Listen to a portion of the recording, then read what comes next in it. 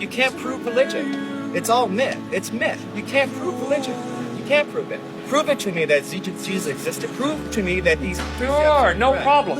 I'll prove to you Jesus if you first of all prove to me Napoleon. I'll prove to you Jesus if you first prove to me George Washington. I'll prove to you Jesus if you first prove to me George Washington Carver. Don't prove the person's existence. I'm saying prove the ideas that the person talks about. Prove to me what there's a heaven that's up there. Prove to me that there's, this truth, that your God truly exists. Prove to me that these precepts of the Bible are truly what true revelation. Prove to me that these things are actually there. I'm an empiricist. Prove to me that they're there.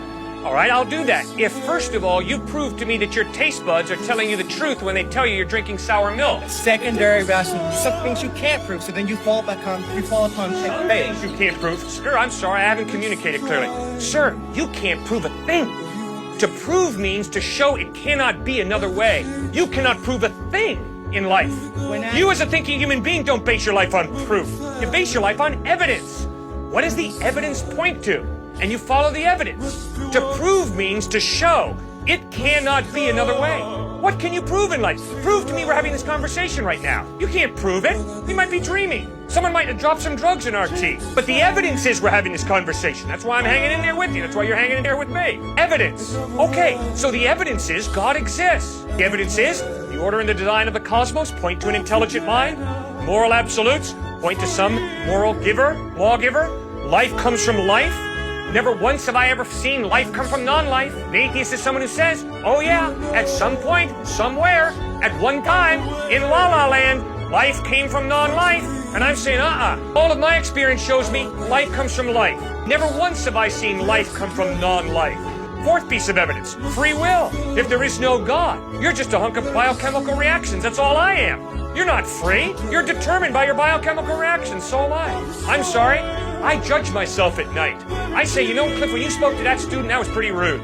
When you spoke to that student, boy, you displayed a lot of patience, man. Tomorrow, do that again and don't do that. I judge myself. I critique myself.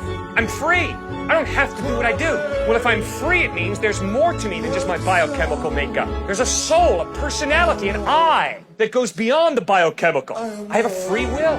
Well, the free will can only exist if there's some type of God who creates me biochemically, but also gives me a will. It's not totally dependent upon my biochemical reactions. That's why I believe God exists. Now, why do I believe Jesus is reliable? Because the historical evidence of the way he lived, what he taught, how he died, how he rose from the dead, points to his credibility. If you live like Jesus lived, if you teach what he taught, if you die the way he died, loving and forgiving your enemies, and if 3 days later you rise from the dead, sir, I will listen very closely to everything you have to say, because the evidence is you're trustworthy. So that's why I believe in Jesus. One of the reasons that I am convinced that God exists is because of my experience of love. Love is not simply a chemical reaction. You can't x-ray a heart and find love. You can't take a blood sample from a person and pinpoint what love is. Love is intangible, non-physical. You can't show me a foot of love. You can't measure out a pound of love.